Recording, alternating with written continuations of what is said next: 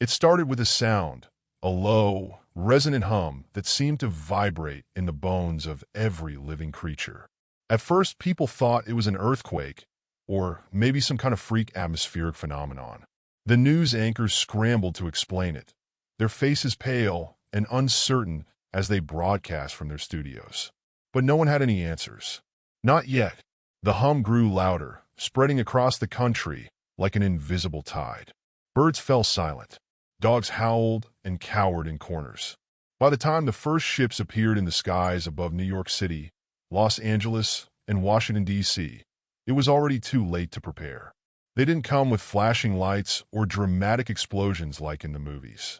No, these ships were sleek, black monoliths, silent and imposing, as if they had been carved from the void itself. They hovered there, defying gravity, casting shadows that stretched for miles. I remember standing on my porch in Kansas, staring at the television screen as the president addressed the nation. Her voice was steady, but her eyes betrayed her fear.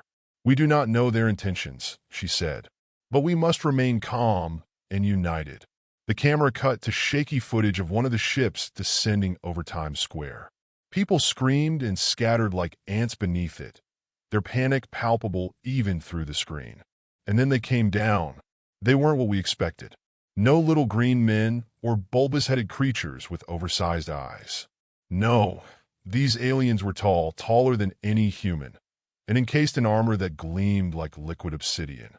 Their movements were unnervingly precise, almost mechanical, but there was something disturbingly organic about them too. They didn't speak at first. They didn't need to. Their message was clear enough when they began dismantling our infrastructure with terrifying efficiency. Power grids failed within hours. Satellites fell from orbit like shooting stars, leaving us blind and isolated. Cities went dark, their once vibrant skylines reduced to silhouettes against a starless sky. The invaders moved methodically, targeting military installations and communication hubs with surgical precision. It wasn't a war. It was an extermination. We fought back, of course. Humans are nothing if not stubborn. The military launched everything they had: jets, tanks, missiles, the works. But it was like throwing pebbles at a hurricane. Their technology was centuries ahead of ours, maybe more. Bullets ricocheted harmlessly off their armor. Missiles exploded in midair before they could even get close. And when we did manage to hit them, they adapted. Fast. I remember watching from my living room as a news crew captured footage of a battle outside Chicago. A squadron of fighter jets swooped in low, releasing a barrage of missiles that lit up the night sky like fireworks. For a moment, it looked like they might actually land a hit. But then the alien ship shifted its shape, its surface rippling like water as it absorbed the impact without so much as a scratch. "They're learning," my neighbor muttered beside me, his face pale in the flickering light of the TV screen. "They're learning how to beat us." And he was right. The days that followed were chaos incarnate. Cities fell one by one. New York first, then D.C., then Los Angeles. Refugees poured into rural areas like mine, bringing stories of devastation that sounded more like nightmares than reality. "They don't just kill you," one man whispered over a campfire one night. "They take you." He wouldn't say what for. But here's the thing about humans. We don't go down easy. For every city they destroyed, for every life they took or twisted into something unrecognizable, there were 10 more of us willing to fight back, even if it meant using sticks and stones against their impossible machines. Resistance cells sprang up across the country. Hell, across the world, coordinating through old-school radio frequencies and handwritten messages smuggled across enemy lines. We learned their patterns, studied their weaknesses, or what few we could find, and struck back whenever we could. It wasn't much at first. A supply convoy ambushed here, a scout team taken out there. But it was enough to remind them that we weren't just going to roll over and die. And then came the day everything changed. It started in Texas because of course it did. A group of ranchers had stumbled upon one of their downed drones, a sleek black thing that looked more like an alien bird than a machine, and managed to drag it back to their barn without getting caught. They didn't know what they had at first. They just knew it was important. But when word got out, oh boy, Scientists from all over converged on that little barn in the middle of nowhere faster than you could say reverse engineering. It took weeks, weeks filled with sleepless nights and countless failures. But eventually, they cracked it, a way to disrupt their armor's adaptive shielding using nothing more than modified electromagnetic pulses. It wasn't perfect, it only worked at close range, but it was something. And sometimes, something is all you need. We called it Project Thunderstrike, a fitting name for what would become humanity's first real victory against our invaders. The first alien fell to a .44 Magnum in Texas. Not a laser cannon, not a missile strike, just a rancher with steady hands and a revolver. The irony wasn't lost on anyone. Here we were facing an extraterrestrial species with technology so advanced it made our own look like stone tools. And the first blood drawn in this war was by a weapon older than most of the people using it. That was the moment everything changed. That was the moment we realized they could bleed. The aliens had underestimated us. They came with their sleek ships and impenetrable armor, their weapons that could vaporize steel and turn cities to ash. But they didn't understand humanity, our stubbornness, our ingenuity, our sheer refusal to go quietly into the night. They thought they were fighting animals, but they were fighting Americans. And Americans? We fight dirty. The resistance spread like wildfire. In New York, construction workers turned jackhammers into makeshift weapons, ambushing alien patrols in the subway tunnels. In Montana, ranchers used hunting rifles to pick off scouts from miles away, their shots as precise as any snipers. In Detroit, mechanics rigged old muscle cars with armor plating and flamethrowers, turning them into Mad Max-style death machines that roared through the streets like avenging demons. But it wasn't just our weapons that turned the tide. It was our culture. The aliens didn't know what to do with us. They didn't understand why we kept blasting rock and roll through loudspeakers in the middle of battle, or why soldiers painted their faces with football team logos before charging into the fray. And they definitely didn't understand hamburgers. It started as a joke, a group of soldiers grilling burgers on the hood of a Humvee during a lull in the fighting. Someone snapped a photo and posted it online. Yes, even during an alien invasion, people were still posting on social media. The image went viral. Soldiers in full combat gear flipping patties while alien ships loomed ominously in the background. The caption read, "Come for Earth. Stay for the barbecue." The aliens didn't know it yet, but they just lost their first psychological battle. Soon, hamburgers became a symbol of resistance. Every time we took back a city or held a line against impossible odds, someone would fire up a grill and start cooking.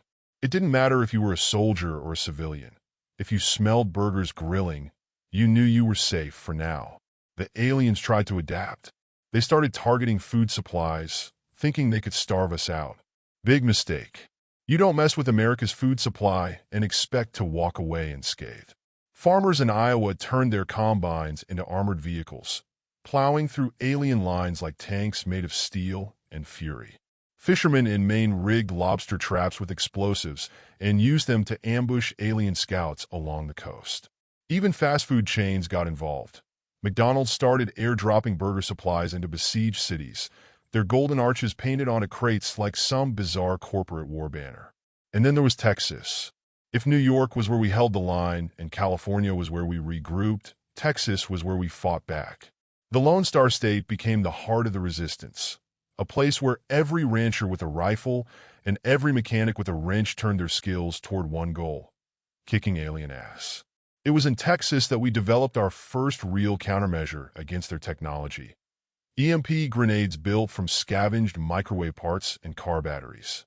Crude but effective, these makeshift weapons could disable an alien's armor long enough for someone to get close.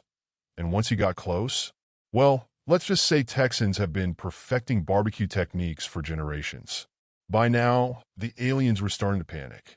Their initial arrogance had given way to confusion and frustration as they realized this wasn't going to be the easy conquest they'd expected. They'd come here thinking they'd find a planet full of primitives ripe for subjugation. Instead, they found us stubborn, resourceful, and very, very angry. But we weren't just fighting for survival anymore. We were fighting for something bigger. Every burger grilled on a battlefield was a reminder of what we were defending, not just our lives, but our way of life. Our freedom to gather around a grill on a summer afternoon. Our right to argue over who made the best fries. Our ability to laugh in the face of overwhelming odds, because sometimes laughter is all you have left. And so we fought, not just with guns and grenades, but with everything that made us human. We fought with music blaring from truck-mounted speakers, with graffiti scrawled on walls proclaiming, "Earth is closed for business," with burgers sizzling on grills as alien ships burned in the distance. In the end, it wasn't our weapons that won the war. It was us, flawed, chaotic humans who refused to give up even when giving up seemed like the only logical option. When the last alien ship fell from the sky over Washington, D.C., there was no grand speech or dramatic victory parade. Just people gathering around grills across America, flipping burgers and raising beers to toast their improbable victory. Because that's who we are, survivors who celebrate life, even in its darkest moments. Warriors who fight not just for survival, but for everything that makes life worth living. And if there's one thing we proved during that long, brutal war against an enemy from beyond the stars, you don't mess with America, and you definitely don't mess with our burgers. The thing about America, about humans in general, is that we don't know when to quit. You can knock us down, you can take away our comforts, you can even burn our cities to the ground, but you'll never break us. And the aliens? They learned that the hard way. By the time their ships started falling from the skies, they had already lost. They just didn't know it yet. It wasn't just the weapons we cobbled together from scrap and ingenuity, though those certainly helped. It wasn't just the EMP grenades, or the improvised rocket launchers, or the tanks we built out of old tractors and steel plates. No, what really turned the tide was something they couldn't understand, something no amount of advanced technology could replicate: our spirit. They came here expecting submission. What they got was rebellion. Take Chicago, for example. The aliens thought they'd crushed the city weeks ago. Their ships hovered over Lake Michigan like dark omens. Their patrols stalked the streets with cold precision, and their machines turned skyscrapers into rubble. But Chicago didn't die. It adapted. The resistance there was led by a man named Marcus "Big Mac" McAllister, a former line cook who turned his burger-flipping skills into a form of guerrilla warfare. His crew operated out of the ruins of a deep-dish pizza joint, using its industrial ovens to forge makeshift weapons and its delivery bikes to run supplies through alien-occupied zones. They called themselves the Grill Team, and their motto was simple: serve it hot. Big Mac's most famous operation was the Meat Locker Raid. Using nothing but a fleet of food trucks and a handful of stolen alien tech, his team managed to infiltrate an alien supply depot disguised as an abandoned warehouse. The plan was insane: distract the guards with loudspeakers blasting Bruce Springsteen's "Born in the USA," while a convoy of trucks loaded with propane tanks barreled through their defenses. But somehow it worked. By the time the aliens realized what was happening, it was too late. The depot went up in flames, taking half their local forces with it. And that was just one city.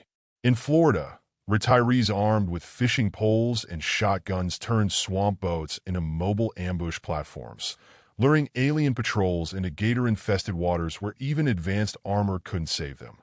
In Nevada, Vegas showgirls used their sequin costumes as decoys to distract alien drones while ex-military snipers picked them off from rooftops. In Alaska, fishermen rigged crab pots with explosives and set traps along frozen rivers, turning icy landscapes into death zones for anything that wasn't human. But it wasn't just about fighting back. It was about sending a message: you don't mess with Earth. The turning point came in Washington, D.C., where the aliens had established their main base, a towering black spire that loomed over what used to be the National Mall. They thought they'd secured it. They thought we didn't have anything left to throw at them. They were wrong. The operation was codenamed Liberty Strike, and it was as American as apple pie and fireworks on the 4th of July. The plan? Take back D.C., destroy their command center, and send them packing once and for all. It started with a convoy of modified monster trucks barreling down I-95 at full speed, their engines roaring like thunder as they plowed through alien roadblocks.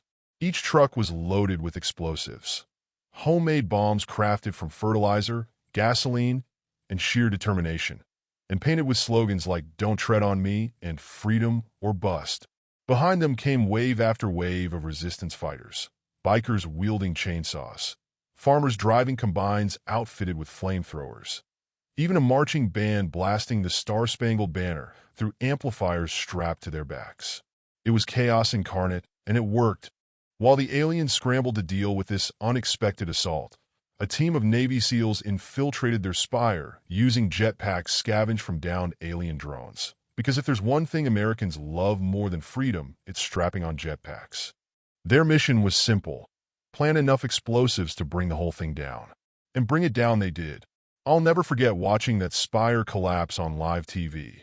Its sleek black surface cracking like glass before crumbling into a massive cloud of dust and fire. For a moment, there was silence across every radio frequency, every news channel, every street corner in America. And then came the cheers. But we weren't done yet, not by a long shot. With their command center destroyed and their forces scattered, the aliens tried one last desperate tactic: total annihilation. Their remaining ships began charging some kind of doomsday weapon, a massive energy beam capable of wiping out entire continents in one shot. We had minutes to act. That's when NASA stepped in, or what was left of it. A group of scientists operating out of an abandoned Waffle House in Houston, because where else would NASA relocate during an apocalypse, have been working on something big, a repurposed Saturn V rocket loaded with every bit of alien tech we'd managed to salvage over the past few months. They called it Freedom 1. The plan was insane. Launch Freedom 1 directly at the mothership hovering over Earth's atmosphere and detonate its payload before they could fire. But at this point, insane plans were all we had left.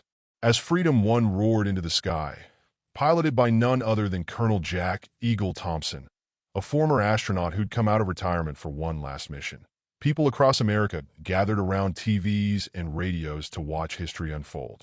When that rocket hit its target, when that mothership exploded in a brilliant flash visible from every corner of Earth, you could hear the cheers echoing across mountains and plains alike. We'd done it. We'd won. The aliens were gone, or what few remained fled back to wherever they came from, and humanity stood victorious. Not because we were stronger or smarter or more advanced than them, but because we were human, flawed, chaotic, stubbornly hopeful humans who refused to give up no matter how impossible things seemed. And as we rebuilt our cities and lit our grills once more under free skies, one thing became clear. You can invade our planet. You can destroy our buildings. You can even try to take away our freedom. But you'll never take away our spirit or our burgers. The war was over, but the work had only just begun. The alien ships, once symbols of terror and destruction, now dotted the American landscape like fallen titans. Their sleek, obsidian hulls reflected the sunlight, as if mocking our primitive understanding of physics. These were no longer invincible war machines. They were trophies of humanity's resilience and ingenuity. And for Americans, there was only one thing left to do: figure out how they worked. The Department of Defense quickly established what they called the Alien Technology Research Initiative, ATRI, headquartered in a sprawling facility in Nevada, because where else would you put it? The site, nicknamed Area 52 by those working there, became a hive of activity as scientists, engineers, and military personnel descended upon it like kids at a candy store. Every ship, weapon, and piece of alien tech recovered from the battlefield was brought here for study. At first, progress was slow. The alien materials defied conventional analysis. Their metals were lighter than aluminum, but stronger than titanium. Their energy sources emitted no detectable radiation, yet powered devices capable of leveling entire cities. Even their language, if it could be called that, was a baffling mix of geometric patterns and harmonic frequencies that seemed to shift depending on how you looked at them. But Americans are nothing if not resourceful. The first breakthrough came from an unexpected source: a group of MIT students who had been drafted into the initiative after hacking into one of the alien drones during the war. They discovered that the aliens' technology wasn't just advanced, it was modular. Each piece of equipment was designed to interface seamlessly with every other piece, creating a kind of technological ecosystem. This discovery led to what would later be called adaptive engineering, a process by which human-made components could be integrated with alien tech. The military wasted no time putting this new knowledge to use. Within months, they had reverse-engineered alien shielding technology to create portable force fields for soldiers in the field. Alien propulsion systems were adapted for fighter jets, making them faster and more maneuverable than ever before. Even their weapons, once thought to be too complex for human use, were modified and deployed in record time. But it wasn't just the military that benefited from these advancements. Civilian applications soon followed as private companies got involved in the research effort. Alien energy cells were used to create batteries that could power homes for decades without needing to be recharged. Their materials revolutionized construction, leading to buildings that were not only stronger, but also self-repairing. Even their medical technology, though still poorly understood, offered glimpses of cures for diseases we once thought incurable. Of course, not everyone was thrilled about this sudden leap forward. Critics warned that humanity wasn't ready for such advanced technology, that we were playing with fire without understanding how it burned. But those voices were drowned out by the sheer excitement of discovery, and by America's unshakable belief in its ability to adapt and overcome. The most ambitious project undertaken by HFY was the reverse engineering of an alien starship, a massive vessel that had crash-landed in the Arizona desert during one of the final battles of the war. Dubbed Freedom Voyager by its human caretakers, this ship became both a symbol of victory and a gateway to the stars. It took years of painstaking work, but eventually Freedom Voyager was made operational, or at least partially so. Its engines roared to life for the first time on July 4th, because when else? Sending shockwaves across the desert as it lifted off the ground and hovered there like a sleeping giant awakening from its slumber. The launch was broadcast live across the world, with millions tuning in to watch as America took its first steps toward becoming an interstellar power. President McAllister, a former resistance leader turned politician, delivered a rousing speech from Cape Canaveral as Freedom Voyager ascended into orbit. "We did not ask for this war," she said, her voice echoing across screens and speakers worldwide. "But we fought it, and we won it. Not because we were stronger or smarter than our enemies, but because we believed in something greater than ourselves, freedom. And now," she continued, "we take that belief beyond our borders, beyond our planet, to explore new worlds and new frontiers. Not as conquerors, but as explorers. Not as destroyers, but as builders. Not alone, but united." The crowd erupted into cheers as Freedom Voyager disappeared into the night sky, leaving behind a trail of light like a comet heralding a new era. Back on Earth, life slowly returned to normal, or at least as normal as it could be after an alien invasion. Cities were rebuilt using alien materials. Schools taught classes on xenobiology and interstellar diplomacy. Even fast food chains got in on the action with menu items inspired by alien cuisine, though no one really knew what aliens ate. But America never forgot what it had learned during those dark days. That our greatest strength isn't our technology or our weapons. It's our ability to come together in times of crisis and turn adversity into opportunity. And so we looked toward the stars, not with fear or trepidation, but with hope and determination. Because if there's one thing humanity has always been good at, one thing Americans have always been good at, it's turning challenges into triumphs. And if any other aliens out there are thinking about trying their luck against us, well, let's just say they'd better pack a lunch. Because Earth is closed for business, and America is open for exploration. When the last alien ship fell, humanity stood victorious but battered.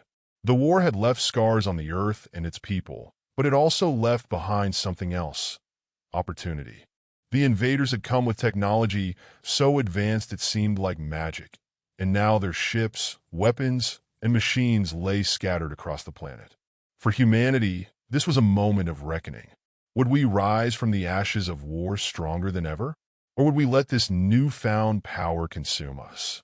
The first challenge was rebuilding. Entire cities had been reduced to rubble. Their once bustling streets now silent graveyards of twisted steel and shattered glass. But humans are nothing if not resilient. In New York, construction crews worked around the clock to clear debris and lay the foundation for a new skyline, one that would incorporate alien materials into its very structure. In Los Angeles, Engineers used salvaged alien energy cells to power temporary shelters for displaced families. Across the Midwest, farmers adapted alien irrigation systems to revive fields scorched by battle. But rebuilding wasn't just about infrastructure. It was about identity. The war had united humanity in a way that nothing else ever had. National borders still existed on paper, but they felt less important now. People from every corner of the globe had fought side by side against a common enemy, and that shared experience forged bonds that transcended language, culture, and politics. In America, this newfound unity took on a distinctly patriotic flavor. The United States had borne the brunt of the invasion and led the charge in defeating it. The stars and stripes became a symbol not just of national pride, but of human resilience. Schools taught children about the heroes of the resistance, soldiers who fought on the front lines, scientists who cracked alien technology, and everyday citizens who refused to give up even when all seemed lost. But as we rebuilt our cities and our spirits, another question loomed. What do we do with all this alien tech? The answer wasn't simple. On one hand, these machines offered incredible potential. Alien energy cells could power entire cities for decades without needing to be recharged. Their materials were stronger, lighter, and more versatile than anything humans had ever created. Their medical devices hinted at cures for diseases we'd long thought incurable. But on the other hand, this technology was dangerous, so advanced that even our brightest minds struggled to understand it fully. The United Nations convened an emergency summit to address these concerns. Representatives from every nation debated how best to handle this newfound power. Some argued for strict regulation, warning that misuse could lead to disaster. Others advocated for open collaboration, believing that sharing knowledge would benefit all of humanity. In the end, a compromise was reached. An international coalition called the Global Reconstruction and Exploration Initiative (GREI) was formed to oversee the study and application of alien technology. Headquartered in Houston, chosen for its symbolic connection to space exploration, GREI brought together scientists, engineers, and policymakers from around the world. Their first major project was reverse engineering an alien starship recovered in Arizona, a massive vessel that had crash-landed during one of the final battles of the war. Dubbed Unity 1. This ship became both a symbol of hope and a test of humanity's ability to handle its newfound power responsibly. The work wasn't easy. Alien systems operated on principles that defied human understanding. Their circuits seemed almost alive, adapting and reconfiguring themselves in response to external stimuli. But slowly, painstakingly, progress was made. Within 5 years, GREI scientists had adapted alien propulsion systems for use in Earth-based vehicles, revolutionizing transportation. Within 10 years, they developed medical devices capable of regenerating damaged tissue, a breakthrough that saved countless lives and sparked a new era in healthcare. But perhaps the most significant achievement came 20 years after the war: humanity's first interstellar spacecraft. Built using technology salvaged from Unity 1, this ship, christened Freedom Voyager, was designed not for war, but for exploration. Its mission was simple: travel beyond our solar system and see what lay among the stars. The launch was a global event broadcast live to billions of people around the world. As Freedom Voyager ascended into space, carrying a crew representing every continent on Earth, there was a sense that humanity had turned a corner, that we were no longer defined by what we'd survive, but by what we could achieve. Yet even as we looked toward the stars, we couldn't forget what had happened here on Earth. The war had left deep scars, not just physical, but psychological. Survivors struggled with trauma. Families mourned loved ones lost in battle or taken by the aliens for purposes we still didn't fully understand. And then there were those who questioned whether humanity deserved this second chance at all, whether we were truly ready for the power we now wielded. These debates played out in classrooms and coffee shops, in boardrooms and barrooms alike. Some saw our victory over the aliens as proof of humanity's strength. Others saw it as evidence of our recklessness, a warning that we might one day destroy ourselves if we weren't careful. But despite these challenges, or perhaps because of them, humanity pressed forward. We rebuilt our cities taller than before. We explored new frontiers both on Earth and beyond. We learned from our mistakes while striving to make new ones less catastrophic. And through it all, one lesson stood out above all others. No matter how advanced their technology or how overwhelming their power may seem, no invader can conquer what makes us human: our resilience, our ingenuity, our unyielding belief in freedom. The aliens came expecting submission, and instead found defiance. They came seeking conquest, and instead found unity. And as Freedom Voyager disappeared into the vastness of space, a tiny speck against an infinite backdrop, it carried with it not just humanity's hopes for the future, but also a message. We are here. We survived. And we are ready for whatever comes next.